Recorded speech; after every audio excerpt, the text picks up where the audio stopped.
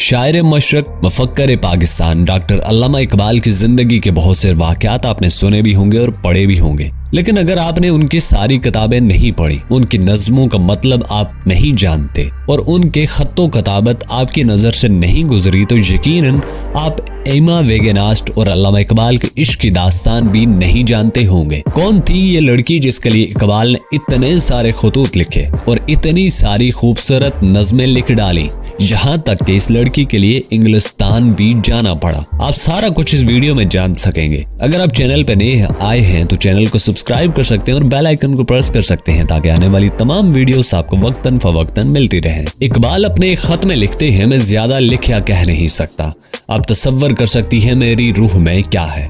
मेरी बहुत बड़ी ख्वाहिश है कि मैं दोबारा आपसे बात कर सकूं और आपको देख सकूं, लेकिन मैं नहीं जानता क्या करूं। जो शख्स आपसे दोस्ती कर चुका हो इसके लिए मुमकिन नहीं आपके बगैर जी सके। बराहे करम मैंने जो लिखा है इसके लिए मुझे माफ फरमाइए। यह खत अल्लामा मोहम्मद इकबाल के एमिली ईमा वेगेनास्ट के नाम जर्मन जुबान में लिखे गए मुतअद्दिद खतूत में से एक है। ईमा से इकबाल की मुलाकात दरियाए नेकर के किनारे वाक़े सरसब्ज़ और शादाब मनाजर से मालामाल कस्बे हाइडलबर्ग में हुई थी। एक तो माहौल इतना रोमांटिक, ऊपर से इकबाल भरपूर जवानी के आलम में और फिर हसीन और जमील ईमा। हैरत की बात यह नहीं है कि हिंदुस्तानी शायर का दिल इन पर आ गया। अगर इन पर दिल ना आता तो दुनिया को जरूर हैरत होती। इकबाल की नज्म एक शाम दरियाए नेकर हाइडलबर्ग के किनारे पर, इनके जज्बात का अंदाजा आपको इससे होगा। खामोश है चांदनी कमर की शाखें हैं खामोश हर शजर की। ये सारी नज्म तो मैं नहीं सुना सकता, लेकिन आप इसको जरूर पढ़ सकते हैं। इकबाल के दिल में ईमा का क्या मुकाम था और इनकी ईमा से तल्लुकात की नोयत क्या थी, इसका कुछ अंदाजा इस खत से लगाया जा सकता है। बराहे करम अपने इस दोस्त को मत भूलिए जो आपको हमेशा अपने दिल में रखता है और जो आपको कभी फरामोश नहीं कर सकता। हाइडलबर्ग में मेरा कयाम एक खूबसूरत ख्वाब से लगता है और मैं इस ख्वाब को दोहराना चाहता हूँ। क्या ये मुमकिन है?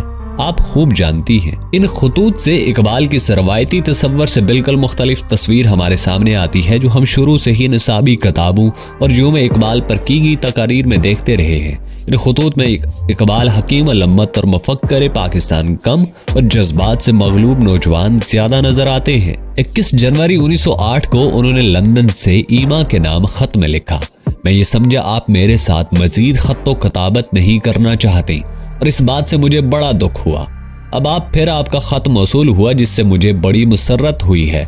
मैं हमेशा आपके बारे में सोचता रहता हूँ और मेरा दिल हमेशा बड़े खूबसूरत ख्यालों से मामूर रहता है। एक शरारे से शोला उठता और एक शोले से एक बड़ा अलाव रोशन हो जाता है, लेकिन आप सर्द मोहर हैं, गफलत शिकार हैं। आप जो जी में आए कीजिए, मैं कुछ ना कहूँगा, हमेशा साबिर और शाकर रहूंगा। आपको ये जानकर हैरत होगी इकबाल उस वक्त न सिर्फ शादीशुदा थे बल्कि 2 बच्चों के बाप भी बन चुके थे। ये अलग बात कि 18 बरस की उम्र में वालिदैन की पसंद से करीम बीबी से होने वाली इस शादी से वो सख्त नाखुश थे। एक खत में उन्होंने लिखा, मैंने वालिद साहब को लिख दिया है कि उन्हें मेरी शादी तय करने का कोई हक नहीं था, खुसूसन जबकि मैंने पहले ही इस किस्म के किसी बंधन में गिरफ्तार होने से इनकार कर दिया था। मैं इसकी कफालत के लिए तैयार हूँ, लेकिन इसको साथ रखकर अपनी जिंदगी को अजाब बना लेने के बिल्कुल तैयार नहीं हूँ। एक इंसान की हैसियत से मुझे भी खुश रहने का हक हासिल है। इकबाल के दिल की तमन्ना कुछ और ही थी और उन्हें शक था कि ये तमन्ना कभी पूरी होगी भी या नहीं।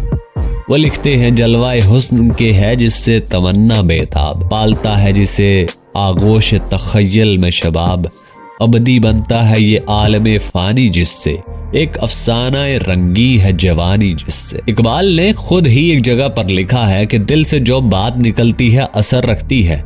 चुनांचे जर्मनी में उनकी दुआ बारियाब हुई और गालिबन ईमा की सूरत में उन्हें वो नगी मिल गया जिसकी उन्हें तलाश थी। इसके बाद उन्हें ये लिखने में देर नहीं लगी, जस्तजू जिस गुल की तड़पाती थी या बुलबुल मुझे, खूबी किस्मत से आखिर मिल गया वो गुल मुझे, जो से इस खुर्शीद की अख्तर मेरा ताबिंदा है, चांदनी जिसकी गुबारे राह से शर्मिंदा है। इस वीडियो के नेक्स्ट पार्ट में हम जानने की कोशिश करेंगे इकबाल इंग्लिस्तान में क्या कर रहे थे, अतिया फैजी से उनका क्या वास्ता था, अतिया फैजी की किताब में इकबाल की किस किस्म की तस्वीर मौजूद हैं, और इकबाल की जब आखिरी मुलाकात ईमा वेगनास्ट से हुई तो इकबाल की 2 मजीद शादियां कैसे हो गई थी। इसके अलावा हम ये भी जानने की कोशिश करेंगे कि ईमा के 2 बड़े भाई जालिम समाज कैसे बन गए और ईमा वेगनास्ट को अल्लामा इकबाल से कैसे अलग कर दिया। अभी बहुत सी बातें हैं जो जानना आपके लिए जरूरी है और यकीनन आप इंटरेस्टेड होंगे कि आप वो भी जाने। तो अगर आप नेक्स्ट पार्ट देखना चाहते हैं तो कमेंट में आप मुझे बता सकते हैं।